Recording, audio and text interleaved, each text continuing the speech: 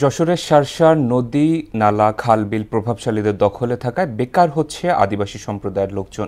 একসময় মাছ ধরে জীবিকা নির্বাহ করলেও বর্তমানে শামুক কুড়িয়ে জোগাড় করছেন দুবেলার ডাল ভাতের টাকা, সেটিও এখন বন্ধের পথে। তাই সরকারি জলাশয়গুলো উন্মুক্ত করে দেওয়ার দাবি জানান তারা।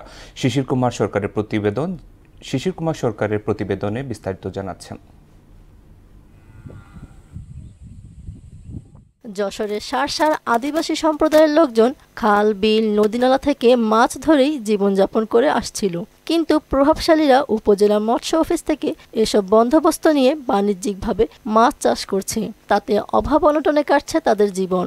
মাছ চাষ আমরা ধরতে পারি না, আমরা শামুক কুড়িয়ে আমরা কাল মাছ নেই, এখন নেই, তাই এই শামুক কুড়িয়ে একজন ব্যক্তি দিনে 50 থেকে 60 কেজি শামুক করতে পারেন। প্রতি কেজি 6 থেকে 60 টাকা দরে বিক্রি করে তা দিয়ে চলছে সংসার। শামুক কুড়িয়ে বিক্রি করি এই জায়গাটায় দিন 50 কেজি বের হয়, 6 টাকা কেজি দিনে আশেপাশে বিক্রি করতে 7 টাকা কেজি।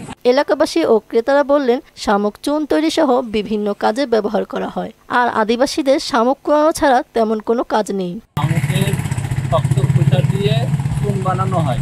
শামুকগুলা হাঁসের খাদ্য হিসাবে গ্রামগঞ্জের মানুষ ব্যবহার করত এবং বিলি খালে থাকত।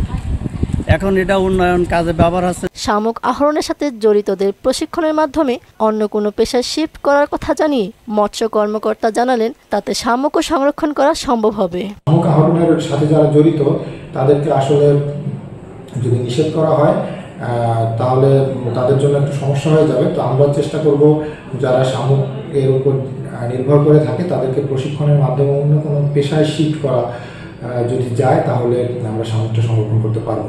সরকারি সহায়তা দিয়ে শামুক ধরা থেকে আদিবাসীদের বিরত রাখায় পদক্ষেপ নেবে কর্তৃপক্ষ, দাবি এলাকাবাসীর। মাহমুদ আক্তার, মোহনা সংবাদ।